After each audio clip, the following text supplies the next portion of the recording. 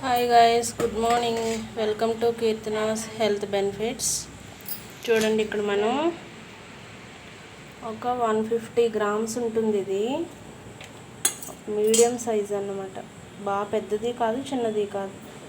బీరకాయ శుభ్రం చేసుకుని ఇలా ముక్కలు చేసుకున్నాను. తర్వాత 250 గ్రామ్స్ టొమాటోలు, అంటే ఒక 5 ఉన్నాయి. తర్వాత పచ్చిమిర్చి ఒక 15 ఉంటాయి. 15 to 20, అంటే నేను కారం ఎక్కువే వేసాను. ఒక 20 వరకు ఉంటాయి. ఎక్కువ కారం తినలేము అన్నవాళ్ళు ఒక 15 వేసుకుంటే సరిపోతాయి. తర్వాత 4 రెమ్మల కరివేపాకు, 1 స్పూన్ ధనియాలు, 2 రెమ్మలు వెల్లుల్లిపాయ, అలాగే 1/2 టీ స్పూన్ జీలకర్ర. ఇదిగోండి, ఇందులో కలిసిపోయింది. ఫస్ట్ మనం బాండి పెట్టుకుని కొంచెం ఆయిల్ వేసుకుందాము. 4 స్పూన్ల ఆయిల్ వేసుకున్నాను. ఎందుకంటే మనకి బీరకాయ ముక్కలు, టొమాటో ఇవన్నీ కొంచెం ఎక్కువే ఉన్నాయి కదా, దానికి సరిపడా 4 స్పూన్ల ఆయిల్ వేసుకున్నాము. ఇది వేడైన తర్వాత ఫస్ట్ మనం ఒక 5 టొమాటోస్ తీసుకున్నాం కదా, 250 గ్రామ్స్ అవి వేసుకున్నాము. తర్వాత బీరకాయ ముక్కలు వేసాను.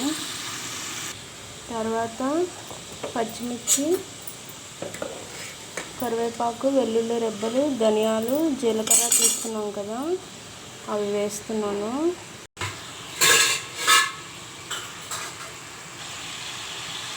ఇవన్నీ వేసాక ఒకసారి కలుపుకుందాము.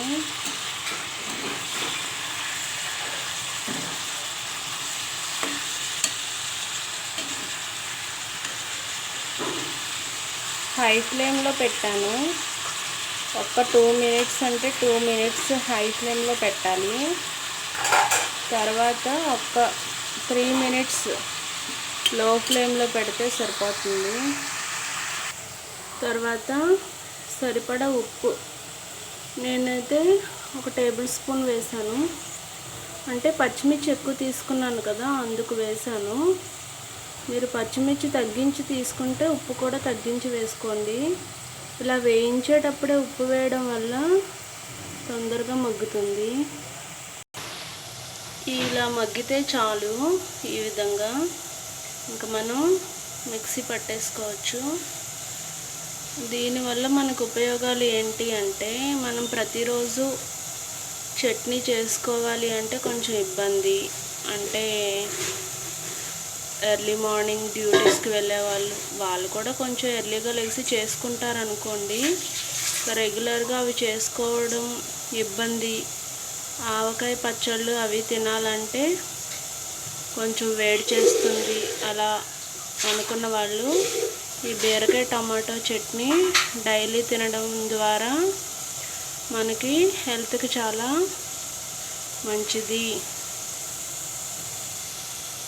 షుగర్ పేషెంట్స్, అలాగే హార్మోన్ ఇంబ్యాలెన్స్ ఉన్నవాళ్ళు ఈ బీరకాయని ఎక్కువగా తీసుకోవాలి.